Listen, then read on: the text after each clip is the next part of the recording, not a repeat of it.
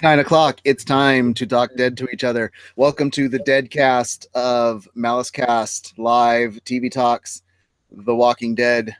Hello, all geek enthusiasts and nerd aficionados and deadheads. It's another episode of Walking Dead. We're going to talk about Season 8, Episode 15. Worth is the name of the episode. And we find out what really turning against Negan was worth, I think. This is the theme of this episode.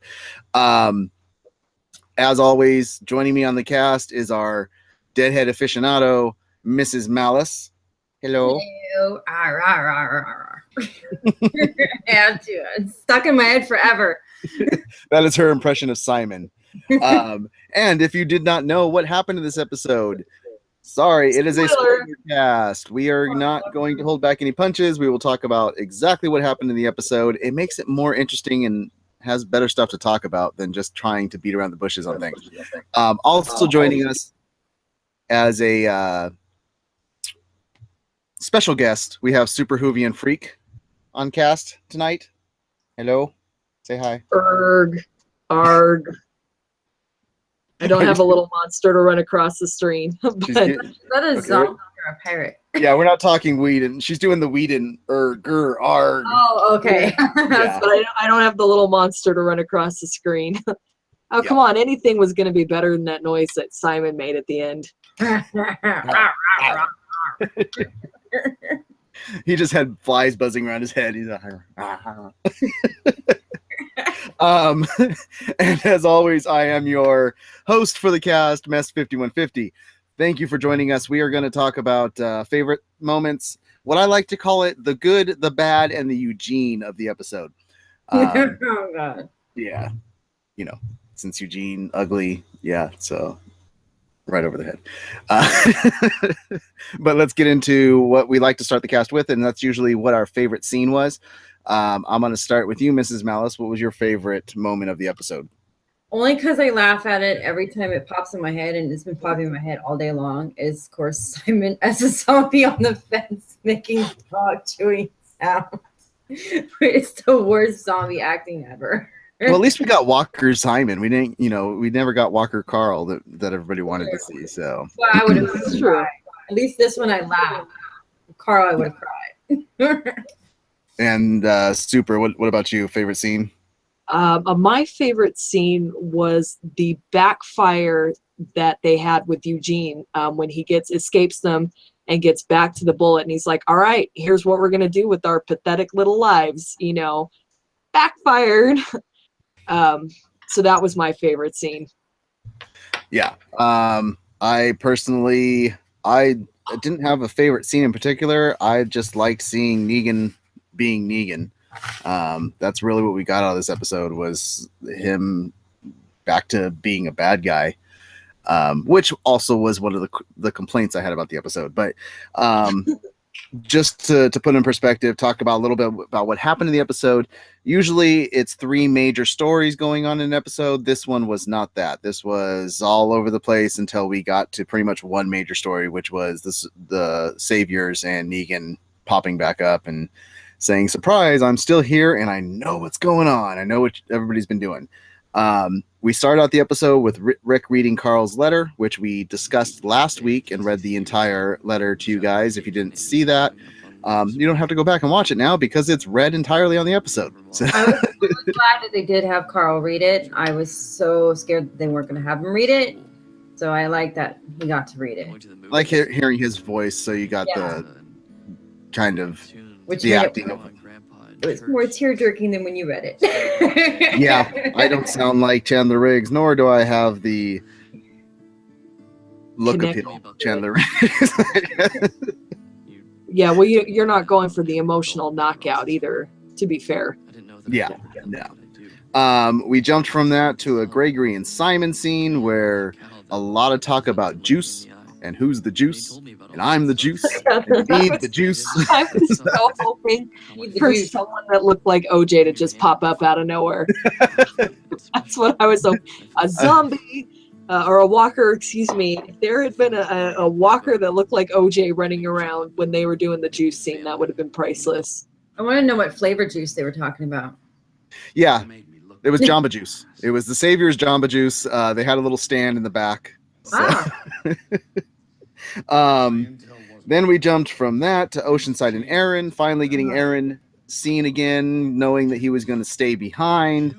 And his efforts weren't looking very well at the beginning of the episode. We got a bit of Eugene and Gabriel. We got Dwight and Negan talking to each other. We got Negan and Simon talking to each other. Daryl, Rosita, and Eugene. Dwight and Simon. There's a lot of interactions jumping all over the place type of thing. So I wanted to jump to the screen and smack Eugene for treating Gabriel that way. I want to beat him up so bad. Let's get right into that storyline then. So let's go to Eugene, because that's kind of where the last week's episode ended on two notes. It ended on Negan coming back to the Saviors and Rosita and Daryl staking out the bullet making factory and talking about taking out Eugene. So and welcome Son of Maku to the chat room. Welcome. And he has nothing but terrible things to say about the episode. So, thank God. But it opens up, that scene with Eugene opens up with him giving recipe, his college day recipe food, which was mac and cheese with sardines and garlic and what was the other stuff? They said there was something else. Was it cream that they said that was a waste of or something? I don't know, but it looked gross. I can only imagine on set that had to smell. Well, I don't think it was really mac and cheese and sardines. If it was, I give the actor that plays Eugene a lot more credit for stomaching that, because that would have been disgusting. Oh, that would have been so disgusting. And he ate a lot of it, or he looked like he ate a lot of it anyways. Yeah. Like the magic of television. But I can swing mac and cheese and tuna, maybe. But mac and cheese and broccoli's good. Maybe it was broccoli instead of sardines, and they just said it was sardines. Yeah, who knows what it was. If you guys know what he actually ate, leave us a comment letting us know what he actually ate. Yeah, so he just talked about how it was a staple of getting through college, and that was all they were going to have to eat for a while. And he then proceeded to grab a bullet, walk back over to Gabriel, who is in total hazmat, pretty much with mask and Mad Dogger glasses on his face, telling him that by him making the bullet the way he did, he could have gotten somebody killed with it. And Gabriel responded with the factor that he didn't mean to get anybody hurt. He just wanted to make sure the bullet didn't work so that none of his friends died. I have two questions here. Is Gabriel getting better eyesight? Because he didn't seem as blind as he was getting in the first episode. I mean, is that what you took out of it, Miss Malice? Or do you think it's the same? Like, it hasn't changed. I don't think it's going to get better or worse. I think it's like at a dead stop at what it is, because it looked like he can still, because he's still looking straight ahead, and he didn't really look at the bullet. He just felt the bullet with his gloves, which had been hard to feel between that kind of gloving. But yeah, I think it's the same. Yeah. Okay. Because I mean, Eugene seemed to make a point that maybe there's something, like they may have some medication or something to try and help him, because he said whatever he did to get the guts on his body, it was an airborne virus, because he starts coughing and he's like, put that mask right back on. I'm not getting whatever you got. So he says it could be influenza or something else. He said if it was bloodborne, he'd already be dead. So are we thinking that now if you put guts on, you can inhale some of the disease, the zombie plague? Is that why did Rick and Glenn not get ill when they put it on them? So like it goes back to those kind of questions. So yeah, I don't think it is. I think it's like if you have a scratch on you, then yeah, you can get it in you. So that makes sense to me. So what do you think, Super? And by the way, Super Hoovian was a Walking Dead fan, then went away from the show because she saw it not going anywhere, and now she's come back a little bit to watch some of the episodes to have fun talking with us, and that's why we enjoy you guys coming and talk with us on the chat so we can discuss these episodes a little bit more. But what do you think, Super? Do you think that that it could be an airborne pathogen type of thing that he just, it or could be bad writing? It could be. Well, Bad writing. I think in this episode, no, not to the bad writing. I think maybe past episodes, past seasons could have been bad writing. He could be messing with people. He could have eyesight back, and he could be playing up the blindness. Because that would be a good way to get people off their guard. You know what I mean? Yeah, but he threw it right back to the poor me religious aspect of it. Oh, maybe God's just punishing me again because I let all those people die. Like, it's like, yeah. we got so far away from that type of Gabriel we got to Gabriel that can walk through traps and stuff because he was so into, himself, and now he's back to I'm a terrible person. I get zombie and not the person too. Jesus, that was one hell of a shot. Plot holes, maybe. Yeah, and Jack Malice brings up that it's story holes. That it's they've definitely left plot holes. And he also says if you're hungry, you will eat what the worst thing possible in order just. Yeah, that's very true. To fill the hole, anything to fill the hole. But I mean, if you're gonna make powdered mac and cheese, why not just leave it at the powdered mac and cheese? Why you gotta add the sardines in there? Because he said he needed some protein. Well, that's true. He did say it was protein. He's talking about protein and a bunch of other like stuff the body needs. Yeah. But he steps out and gets nabbed by Rosita and Daryl. So we get a little bit of Daryl in the episode. Very, very interesting on this aspect of things because, like we know, Eugene's already being written completely different for the show than he was for the comic book. Yeah, because he stayed faithful to Rick and them through and through in the comic book. Him and Rosita have a bit of a fling and stuff, and Rosita's basically wants his head in this in the TV show. She wants to just. It's definitely different. It's way different. Like. He's Team Negan, and him and Rosita hate each other. And in the comic books, he's Team Rick, and he loves Rosita, and Rosita loves him. So it's so different. Why did he make that switch? In the show or in the comic? In the show, because the comic show it's fear. He explains that when he's talking to him that he originally it was to save Rosita, saying that I said I made the bullet, thinking that would save her life and take the focus off of her trying to shoot Negan, to which Negan took him back to the Saviors because he needed a bullet maker, and Eugene thought he was going to get killed. It felt almost like the Dread Pirate Robinson of the you won't die today, you will live like, tomorrow maybe. But took him, and then it was everything opposite that he thought was going to happen. He thought he was going to be killed, and he was given power and all stuff. So as we've discussed. Yeah, and Pickles. As we discussed on this episode, on this show many times before, he is a fear-based person. He's definitely a survivor, but he's not holding any cards. Not so much cards, but loyalty. As long as he's staying alive and getting what he wants, well, it's the same thing he did with Abraham. Abraham, he told. Go ahead, Miss Mouse. Sorry. What group protects him the best and gives him the best, he's going to side with that. Because they're having a fantastic conversation in the chat room about some of the phrasing. Today's chat. Even going back to when he was first introduced on the show, he needs to feel important. He's got an ego complex. He does have that, yes. Yeah, because remember when he was the guy that was going to save them all, he knew what they were going to take him to I don't even remember where they were going, but they were going to take him to the place, and he was going to tell him what the cure was and what caused everything. And then you find out he was, BSing the whole time. But once again, he gives that story to Abraham so that Abraham will protect him. Mm-hmm. It's that it's not selflessness. It's what do I need to do to keep myself alive, to have somebody that'll protect me. So he goes with that.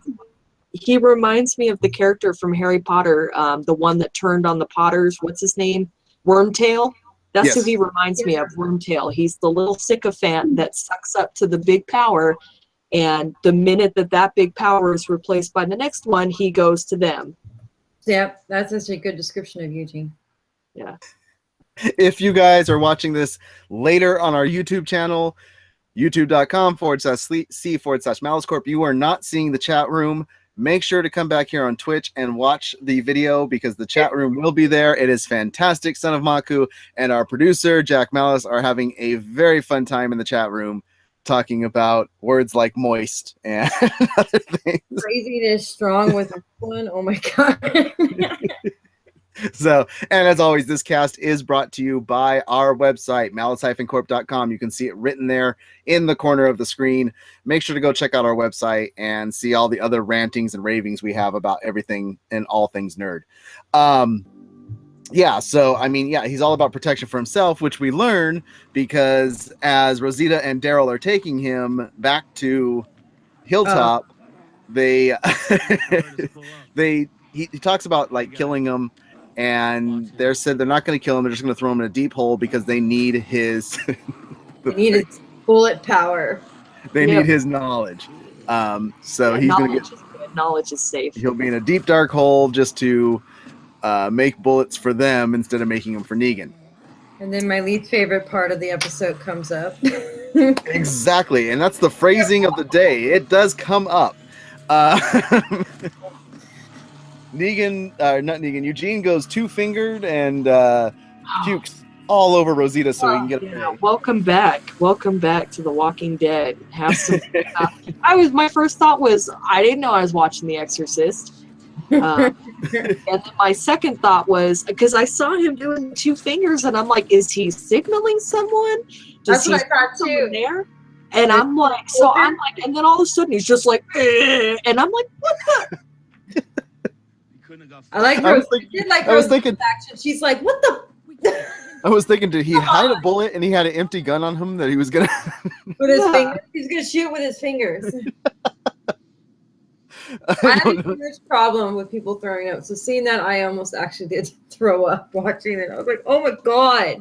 Well, it made me wonder how much of that mac and cheese he ate because that was a lot to come out because. Yeah, that looked like a good 2 to 3 bowls worth. It did, and Igor did not help. If Igor's watching this in the chat channel, he was like, in our MaliceCast channel, he was like, "Well, did you know that in Hollywood they like flavor stuff, and most of the time it all tastes like caramel?" And I'm like, that doesn't help, dude. That doesn't make it any prettier to watch. Doesn't make it any more appealing on screen. It's still just ill. To quote Jimmy Fallon, ill. Oh no, not I hate that skit. No more yeah.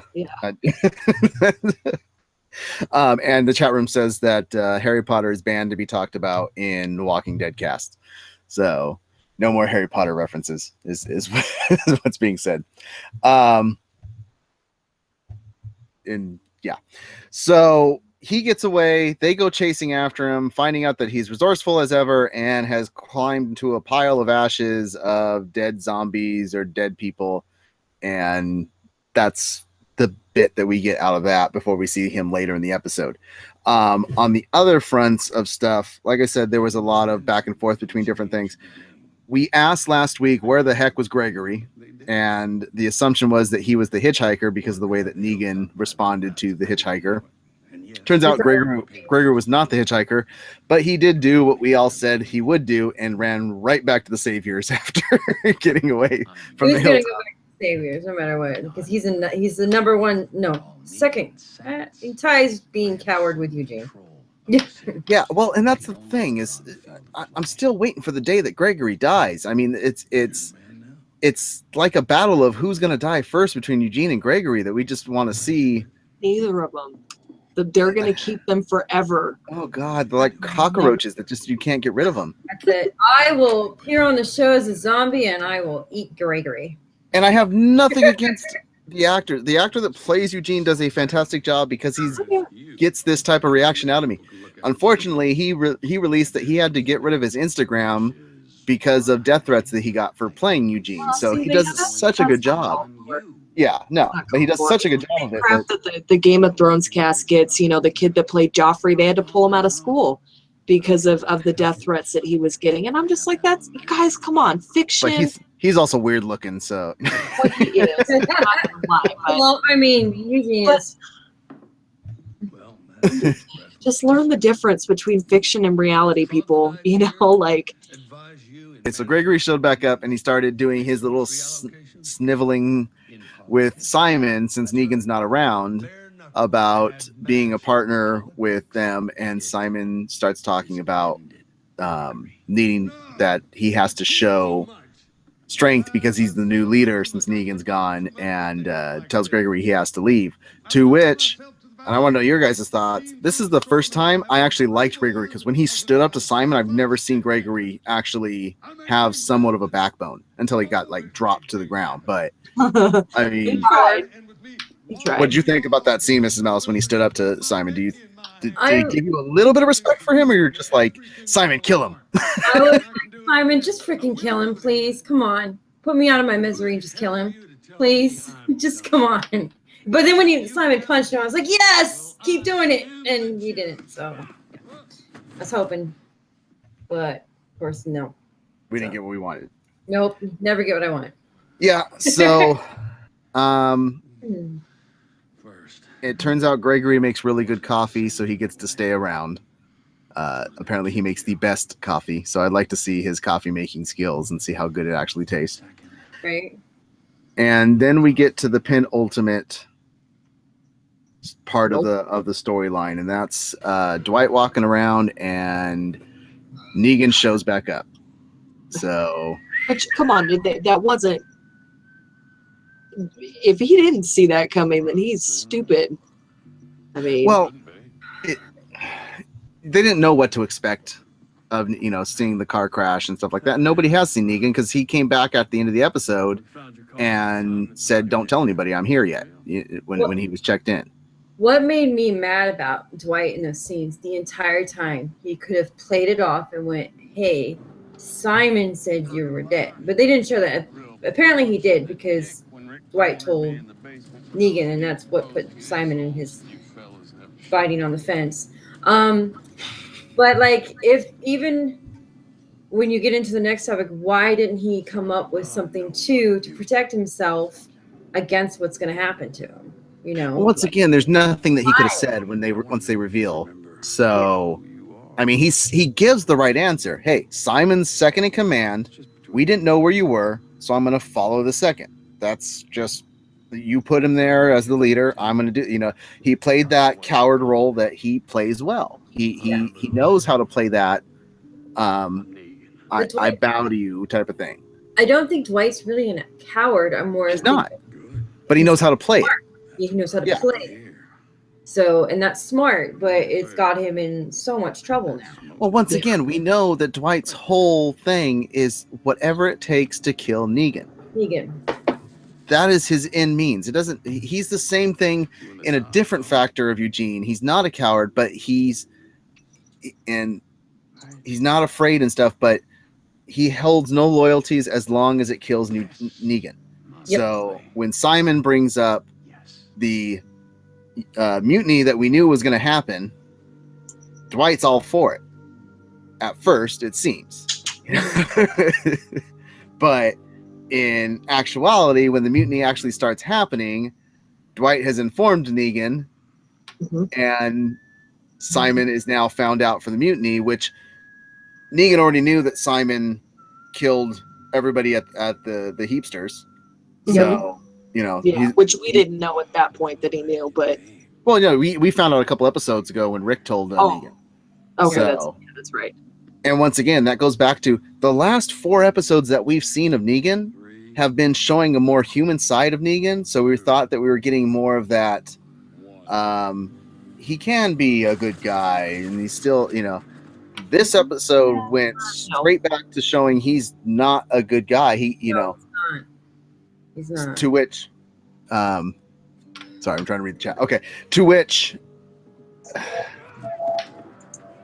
it sets up things. I'll get into it later, but it sets up things for wondering how the next episode is going to go, because it was starting to look like they were getting it set up to go like the comic books, and now I'm not even seeing. I don't know. I am completely at a loss to know which way it's going to go. Yeah, and you see him go uncool or not human when Michonne reads Carl's letter to him over the walkie-talkies, and he's like, no. And he's like, you're all gonna die. So, and I don't think I really like this episode that much. So I hope the next one's better. I liked this episode a lot though. I mean, so he finds Simon out, kills off the mutineers, and to establish dominance still and keep that leadership, he tells Simon, if you want to take the lead, then you got to take out the leader. You know, and puts him to a fight, to which Simon gets a few punches in, but Negan chokes the living hell out of him and literally kills him.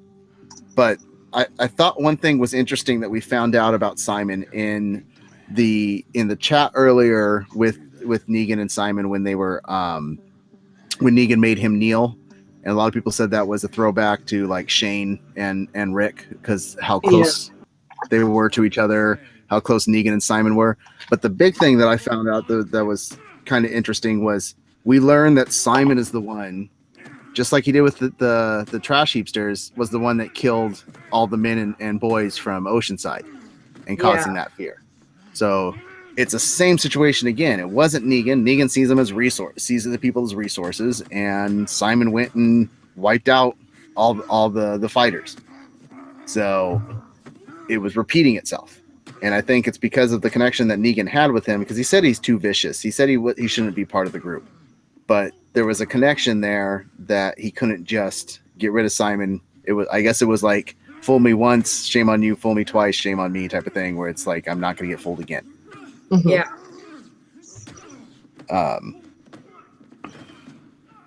Trying to see if they're saying anything interesting. Yeah. They just tell me to keep talking. Okay. So the other thing that we learned with Negan was he put a plan together, which sounded like a pretty good plan, to just pick off Rick's group one by one with snipers. Yeah, basically playing what's the game we used to play? The whack-a-mole. Basically, you know, sniper. So they pop their head out. They pop their head out and snipe them. In this plan, there's another thing that we learned. We learned that there's at least 110 soldiers for the Saviors minimum, not knowing how many other workers and stuff like that. That's if that's a true statement, because we also learned the plan was given by Dwight during the fight to Gregory to run back to Hilltop to let Rick know this is what Negan's plan is. But we learned that the plan was fake, because we get the reveal. I mean, what's written on the note for the plan is tomorrow afternoon, Negan and 10 men at the X, other 11-person teams at each of the circles. There was 9 circles total in Negan, in the rest in this. But we find out who the hitchhiker was last week, which was Laura, which saw Dwight turn on the whole group and start shooting everybody. She's the one that shot Dwight in the shoulder. So she knows Dwight is a double agent, and Negan has had Dwight play right into his hand. He knew that Dwight was going to send the wrong information away.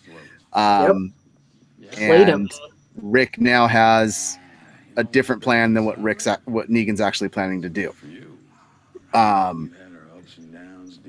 And that's when we saw Simon as a gate zombie. So, Very strange way to end the episode, but yeah, no, the guy got played, and I didn't see that coming, but I definitely saw something like that coming. Although, were you surprised that he got left? He was left alive. So, are you surprised that he kept him alive, or is he gonna use him to continue to feed misinformation? No, they kept him alive for a reason, because Negan's probably going to make an example out of Dwight to not just his own people, but probably to Rick's people too. Well, he says that he has to kill all of them now because of what Simon did, causing them to see that there's not a cohesive, great group here knowing how to deal with all problems and stuff like that. And that's, Negan's like, I don't want to kill him, but now I have to because you made me. And the big thing that I liked about this episode with Negan is you saw the chess player that he was. You saw that he was one step ahead of everything, and that's the big difference between the story in the comic books versus the TV show. Is the thing that throws Negan off is he thinks Dwight shot Rick and Rick's still alive and stuff like that. We're not getting that now, so it gives a lot more of which way can this go? Because Negan's now on the Rick bus. He's on vengeance. I got to kill everybody. We don't know where Rick's at right now. We're assuming he's got a little bit more of his humanity back after reading Carl's letter, but we don't see it beyond him looking down at Michonne and smiling. So, do you think the last 4 episodes of writing were kind of a waste in terms of this coin flip, like in one episode where it's just like, let's switch him right back. Now Rick's back to the good guy and Negan's the bad guy, and it doesn't matter what they were doing the last 4 episodes. This whole season's been a roller coaster. It's been a roller coaster. I saw something great happening in the last 4 episodes of they were like showing where Rick can be a total just terrible person, and they were showing where Negan is just on the wrong track and can actually have some humanity to him, but they flipped the switch super quick on it, that when Michonne comes on the radio to tell Negan about Carl's letter, he doesn't give any type of remorse. He just smashes his radio and says no more talk. Yeah. So, and if you're wondering what we're talking about the TV show versus the comic books, you can always check out Amazon on our website, malice-corp.com. Any of the links on there for Amazon. If you click on that, you can go get the trade paperbacks of The Walking Dead and read the comics and come back and see how the show compares to the comic books. As Sanamaku says in the chat room, the comic books far surpass the television show in terms of writing. That I'd have to agree. Oh yeah, I agree. I definitely agree with that. I like the twist that we're getting though right now on what's going to happen with Negan, because they've changed so much in the storyline with Eugene, with how Negan's reacting right now, with Dwight shooting Tara, not shooting Rick, with Carl being dead. I mean, there's so much that's different now that we have. It is not knowing what's going to happen. That's kind of fun. I like both the comic book and the TV show because it's like a different, like if Rick didn't lose his hand, this is what would happen. If Shane lived a little bit longer, this is what would happen. If Dale and Andrea lived a little bit, it's like a whole like switch, and I like seeing that. So it like gives you a different view on both, like alternate universe, I guess you can say. And that really, yeah, that's what it is. It is, and I don't know. We talked about how Kirkman is going to an exclusive contract with Amazon, and that all they'll really have is a blueprint from Kirkman with his comics that to carry the story going further. Because once he signed that exclusive contract, he had so long that he could work with AMC until he wasn't allowed to work with them anymore. To which the great thing about that is we'll probably get an Invincible series over on Amazon, hopefully, please, and another fantastic Kirkman story that needs to be done in a television or movie format or something has to be done. But it makes me wonder if Gimbal is going, well, I'm going to make my own story a little bit now. I'm going to change this up so that we have people wanting to at least come back to wonder what's going to happen next, as opposed to the comic book readers that are like, well, we know who's going to die here and what's going to happen here and stuff like that. You kind of got it up a little bit. I did not see Carl dying. That was a bit of a shock. No. I didn't either. Carl's death was a shock because he doesn't die in the comic books, and I thought they would keep him. And Sanamaku is bombing the hell out of the chat right now with the emoji. Stop it. What were you gonna say, Super? I didn't see Carl dying either, so that was definitely a switch from the comics, because even I know a little bit about the comics and kind of where they had been planning on going, so that was definitely a loophole. And we're gonna have to see. I mean, Jeffrey Dean Morgan, he can play anything. He really can. You flip the switch, he can do one thing, do the other, week to week. He could go one scene to the next. I mean, he could play bipolar, happy go lucky, and then immediately turn around and stab you in the throat.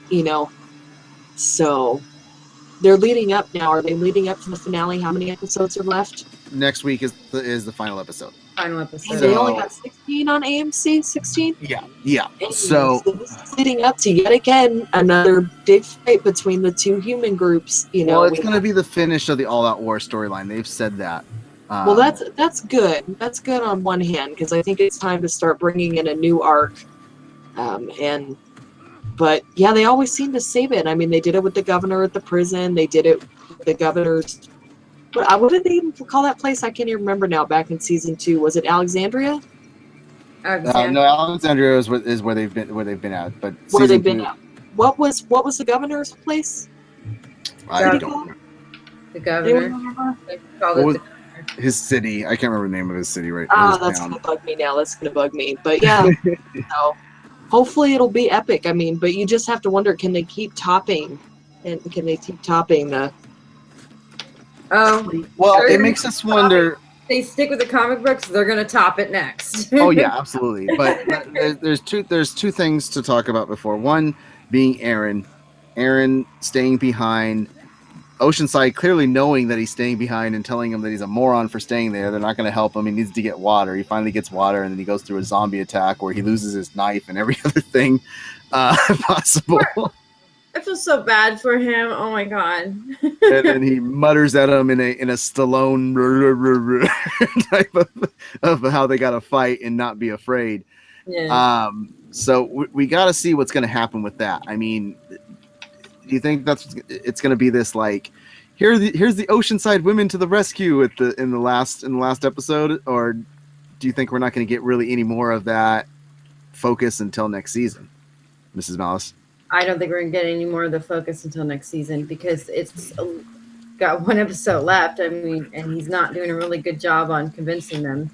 They walked away from him in the rain again and just left him there laying. So they're not about poor Aaron, poor guy. So bad for him. Oh my god, he's been through so much.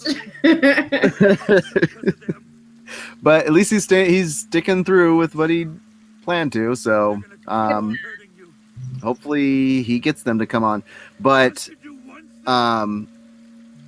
Eugene got back to the Saviors, to the bullet making, and changes his theme altogether.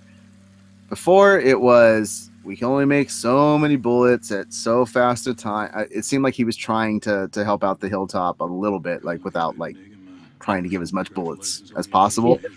Now that Rosita held a gun to his head and everything, he seems to have said screw it to Rick's group.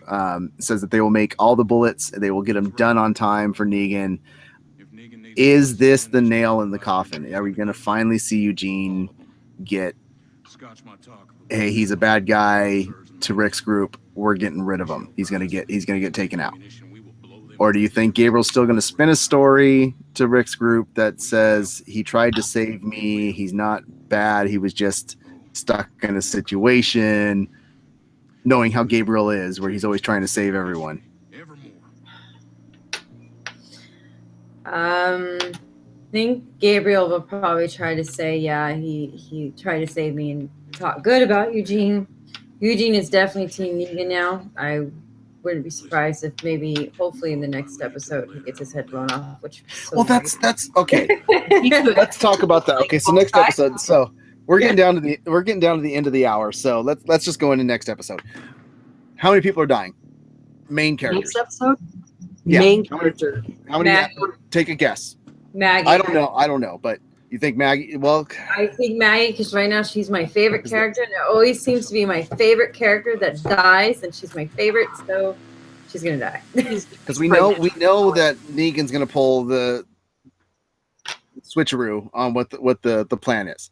Mm-hmm. We also know that Rick chases Negan through the forest with an axe, because he's already said that early in the season that one of the episodes he gets to do that, and he hasn't done it yet, so we know that's coming. So, we know we see Rick sitting next to a tree, crying, asking for forgiveness, using Sadiq's prayer that he used for his family. Mm-hmm. So this is all stuff that we know. You say 3. Who do you think's going to die? Negan. I think You are on Gabriel. the boat that Negan is gone after this season. I think that's why he's asking for forgiveness. He's asking Carl for forgiveness for killing Negan instead of making peace. And I think Gabriel dies. I don't think Eugene dies. And I think one of the random fight, or one of those, that group is going to die. Maybe the one that sold out Dwight. What was her name? Laura? Laura. I see Laura dying. I see Laura dying. Laura, Maggie, and Eugene. You think Laura, Maggie, Eugene? Okay.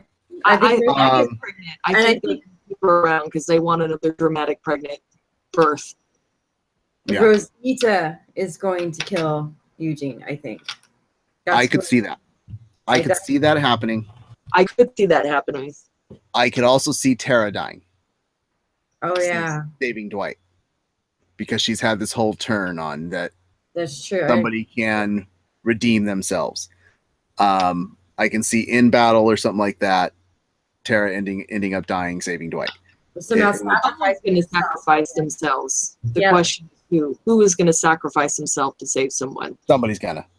I went with Gabriel as somebody major or somewhat important to the Hilltop group is going to die next episode, and I think that is why Rick is asking for forgiveness, because rather than listening to Carl and trying to go for peace, he goes back into this fight. The plan is wrong, thinking Negan's plan is different than, or thinking it's what it is, and it turns out it's wrong. So it ends up getting people killed, and that's why he's asking for forgiveness. Because had he just listened to his son, not gone on this rampage that he's been on for the last few episodes, whoever ends up dying, I don't know who. I called it to be. Oh God, if Michonne dies, she. You know what? And here's the thing: it's the same situation as Maggie. That's what I was thinking too.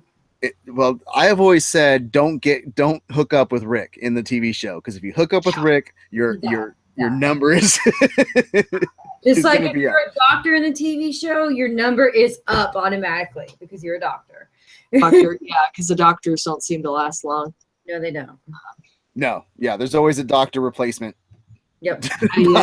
Well, people are speculating that she is going to die because of her contracts now with the Black Panther and the Avengers. Well, that's the situation with Maggie. Maggie, that's why I'm saying Maggie. That's why I'm saying Maggie. But they've also said that they'll bring her on in a limited role for next season too. So, I don't know if Maggie's going to get killed off. I called at the beginning of the season that Carol was going to die. I said she had nowhere else for her story to go, except they've now added Henry in, so she has somewhere for her story to go again. She has back to being a mother again, because they may replace.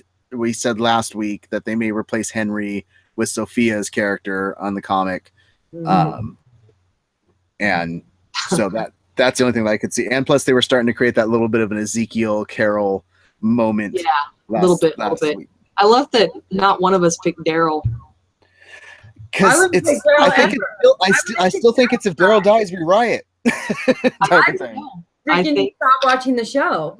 Well, here's the thing. So Carol was supposed to die all the way back, and she was actually written to die all the way back to when they were leaving the farm, when they were leaving season 2, I think, at the end. Yeah, Herschel's farm. Yeah. But the writers looked at it and said that's too much death, with Dale dying, with Sophia dying, Shane dying. Well, just in that end of that season, there was, so that's what spared Carol on the writing of the TV show. If they kill Daryl the same season they kill Carl, it's done. I don't think they do it. I don't think anybody, Rick included, at this point, has guaranteed going to be on the show, because after Lauren Cohen being one of the most in-demand, sought-out actresses right now, not getting the payday that she should be offered to stay on the show for next season, I think they're showing by killing Carl that they'll write off anybody. Yeah, I just don't think that they would kill those two characters at that high of a level in the same season, because they know that would just it would torpedo the show. Right. Yeah. I could see Daryl dying next season. I could see him dying 2 seasons from now. I could see it happening, but they're not going to do it in the same season where you just lost Carl just a few episodes ago. That's true. Same with even them killing off. They wouldn't kill off Maggie until next season either. I think the same thing. I don't think so either. Yeah. But that's why I could see if you want to make an impact and go out on a bang with this episode, I could still see Carol or Tara. I think Tara is the most likely suspect to. Yeah. I don't think they're going to do Carol in the same season either. Same scenario, same story. Carol's still got a lot of popularity on the universe, and yeah, McBride is an amazing actress. She is awesome. She has still had my favorite moment at San Diego Comic-Con for one of the panels, and she walked out carrying a plate of cookies. So it would be great if she had flowers in one hand and cookies in the other, though. All I'm saying, if somebody major from Rick's group dies and Gregory or Eugene don't die and they both live, I'm gonna be pissed next week because one of them has to get killed off. I'm going with Gabriel. I think he sacrifices him. He's my sacrificial lamb. He's the one that steps in and takes the, and we're gonna go with he can't see, so he doesn't know he's walking in front of a bullet. Son of Maku says Carol dies by children eating her. Oh my god, that was horrifying. Zombie children? Henry tells her to look at the flowers. This isn't about Rick. The flowers. Oh. So, in a wish of letting people get some sleep, we're going to cut this cast a little bit short. There was a lot to talk about, but there wasn't a ton because it really was a lead up to let's re-switch the characters back to who's the good guy, who's the bad guy to set up this fight that's coming. And keep us in the dark because Negan, as we know, survives in the comic book, but I think after the way he's reacting right now and what he told Michonne on the radio, I don't think that you can not kill him. Yeah, I don't think Negan's gonna die. Because the only way I could see Negan getting redeemed and saved is one, Rick has a change of heart because of Carl's letter, and two, somehow the Jadis has some type of conversation with Rick talking about how Negan was last episode where he was showing some humanity. That's the only thing I can see. I do have one thing to ask though. Where the hell is Jesus? Yeah, he popped in 3 episodes into a door for a second, and then we didn't see him again after that. I don't. Maybe he's gonna come, and maybe Jesus is gonna be the Jesus and save everyone. I mean, the one that people have more questions about, and I can't remember a character's name. Is it Andre? I can't. The dude with the dreads. I can't remember. Went off to find other people last season, and he's a big character in the comic books, but he hasn't appeared after leaving Alexandria, and so that's what everybody's been questioning this whole season: is where the heck is he? Like, when is he coming back? Maybe Jesus went to go find him. So, I mean, there's things being set up. We don't have any setup for the next major storyline that's in the comic books really showing itself yet. But we have a setup for who is Georgie. We have the setup with the helicopter. We have that character out somewhere doing something. We don't know where Jesus is. There's a lot of things there's a lot of. Jesus is doing the sojourn in the wilderness. There's a lot of empty holes still that filled. I don't know. I think it could be hilarious if he's out doing his 40 days in the wilderness and then comes back and saves them all. So we're going to end this episode. We'll talk about where to follow us and stuff like that. As always come back every Monday, 9 p.m. to talk Dead with us live. Come join us on Fridays at 8 p.m. to talk all things nerd on MaliceCast Live, and follow our other great podcasts that we have. They're written there at their Twitters. You have Quest for Movies, which is the Quest for 100 with Beacon and Big Papa Matt, where they try to watch 100 movies in the movie theater in a calendar year.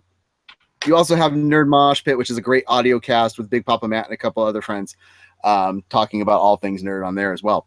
So definitely check them out on iTunes, Stitcher, and podcast.com. If you go to iTunes, please send them a 5-star review. They would love that. And you can follow the channel at Malice Corp on Twitter. You can follow us on the website at malice-corp.com. And you can follow our producer, Jack Malice, at Jack_Malice on Twitter as well. Where can we follow you, Super Hoovian Freak? Yeah, follow me on Twitter at Super Hoovian Nut. Maybe you all get some Walking Dead fan interaction after tonight's episode. It's always a good time interacting a lot with different people, different fandoms, not just all Supernatural and Doctor Who. You know, we've been hitting up the iZombie. We got a lot of Timeless action going on right now. So join us. I think later this week we're going to try and do some Timeless talk if I can get Beacon on board. So that'd be something fun.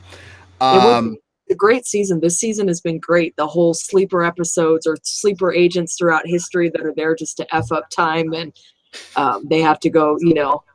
So it's fantastic. This season is definitely taking what they did last season and just Eric Kripke just freaking runs with it, dude. So nice. Mrs. Malice, we know you have some place that we can follow you now. Where can we follow you? Twitter, Mrs. Malice 4134. And that's spelled with the MRS, Malice, not the full spelling out of Mrs. And you can follow me on Twitter at @mest_MaliceCorp. As always, you can follow us on Instagram as well at @malice_corp. We will be back next Monday to talk Dead with you. Thank you so much for joining us tonight. And keep surviving out there and keep nerding on. We'll see you soon. peace. Bye. Rah, rah, rah, rah, rah.